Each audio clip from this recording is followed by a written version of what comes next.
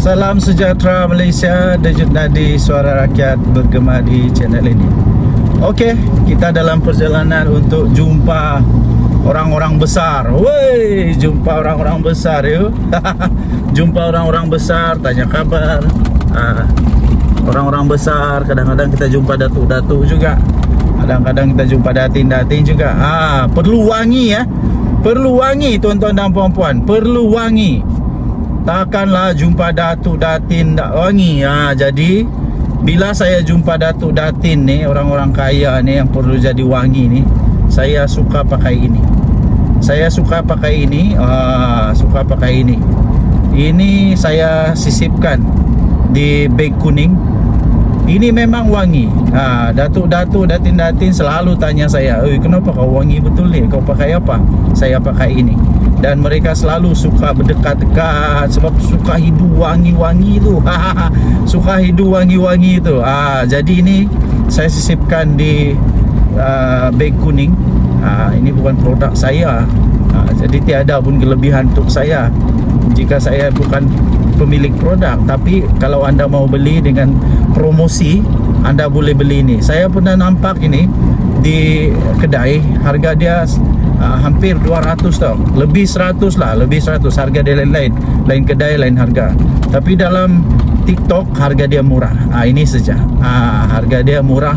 Anda boleh beli sekarang sebelum habis stok dan sebelum promosi habis. Okey, so itu promosi dia lah. Saya promosikan kepada anda.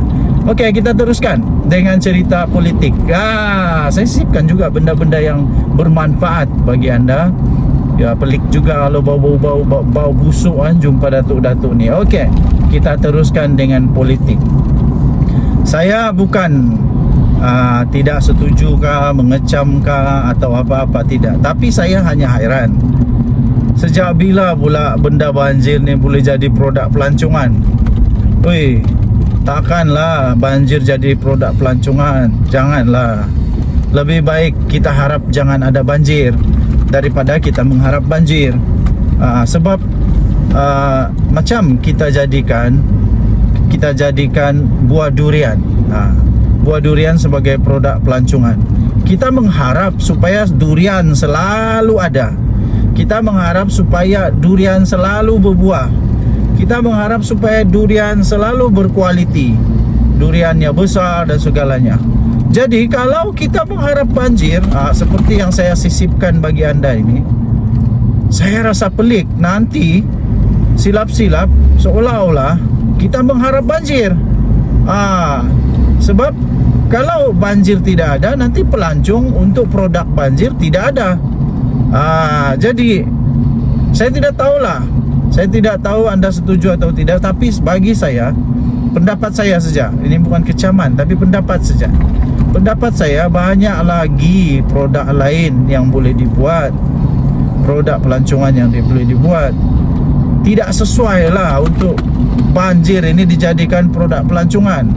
Walaupun di dalam ucapan dia yang saya tengok dalam berita Astro Awani kalau tidak silap, dia kata kita akan rangkalah banyak program dan sebagainya. Tapi saya tetap tidak dapat terima. Sebab benda tu seolah-olah kita mengharap ada banjir.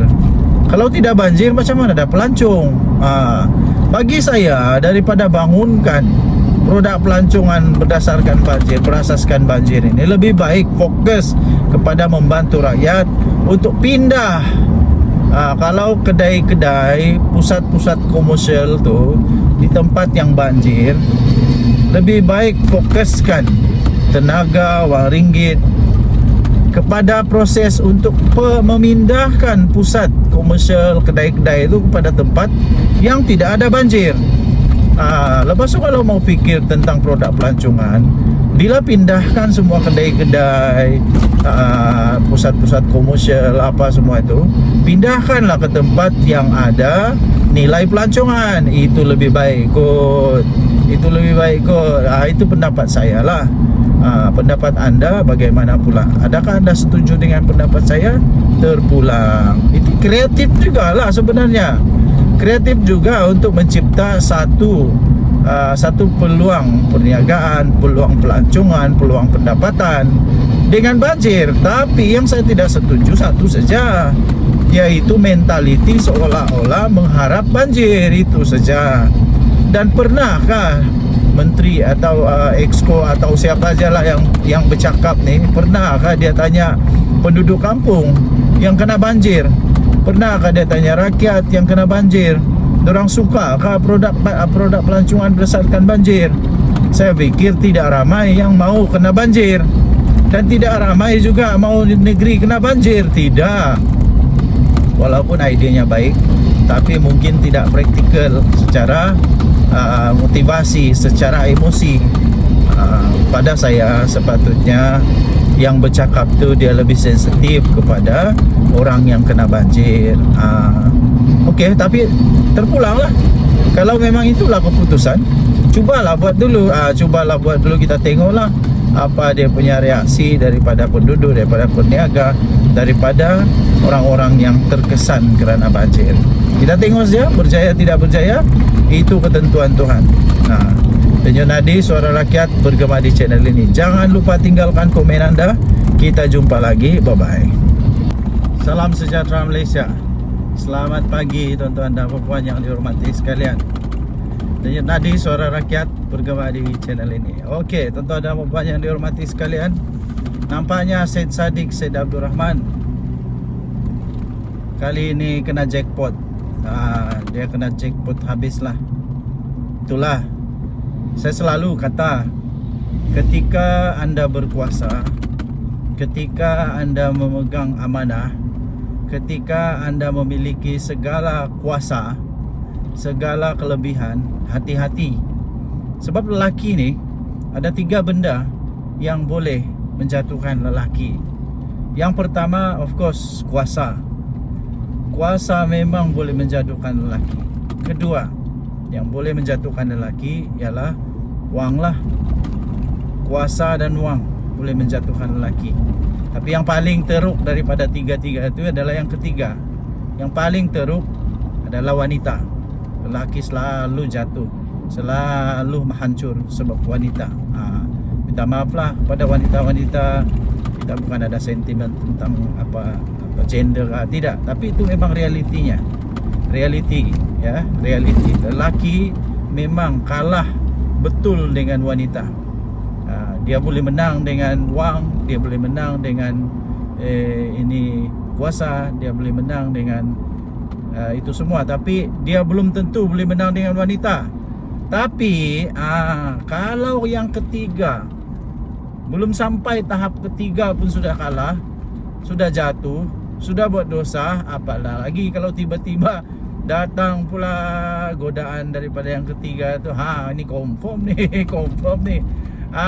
Syed Saddiq Syed Abdul Rahman baru godaan yang kedua. Godaan pertama kuasa, gagal. Godaan kedua wang, gagal. Entah godaan ketiga belum sampai. Harap-harap kalau ada godaan ketiga tu dia menang lah. Menang lah dalam iman dia. Okey, Syed Saddiq kena jackpot ni. Kena jackpot, penjara dan sebat. Adakah kita akan melihat pemimpin politik paling muda di Malaysia, menteri paling muda dalam sejarah negara Malaysia, Syed Saddiq Syed Abdul Rahman, bekas Menteri Sukan, Menteri Belia dan Sukan Malaysia, yang sudah pun disabitkan bersalah atas tuduhan pecah amanah, pengubahan wang haram, dan juga apa lagi ialah penyalahgunaan kuasa. Okey. So lepas tu dia merayu. Akhirnya hakim kata semuanya tetap masuk akal. Tetap masuk akal dan setimpal dengan apa yang dibuat oleh Syed Saddiq Syed Abdul Rahman. Jadi dengan itu saya ingin menyerulah kepada semua pemimpin-pemimpin, tidak kiralah anda menteri ke, anda tu hanya ketua kampung ke, JKK ke, penghulu ke, pengawal ke, ketua rumah panjang ke, apapun jawatan anda. Kalau anda ada amanah, Kalau anda ada amanah dan anda ada kuasa, tanggungjawab, hati-hati ya, hati-hati. Jangan sampai tersalah langkah. Bila sudah tersalah langkah, merayu itu je kerja nanti. Lepas itu menghabis masa. Lepas itu kepercayaan orang pun habis, hancur semua kepercayaan orang. Entah kalau Syed Saddiq bertanding lagi masih boleh menang, tidak pasti.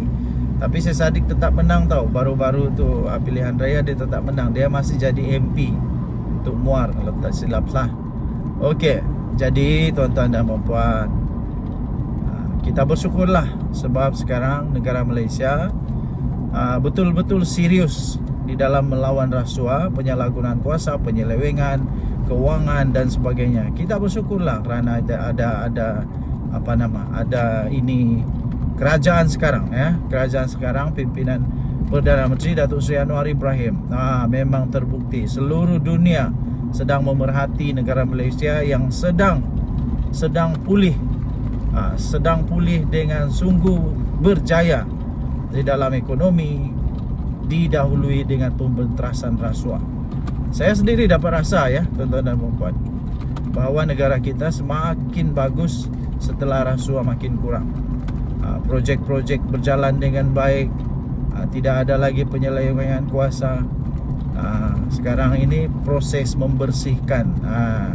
Denyut nadi suara rakyat bergema di channel ini. Jangan lupa tekan butang subscribe, like dan share. Malaysia kita punya, cintai Malaysia aku. Kita jaga kita. Kita jumpa lagi. Bye bye.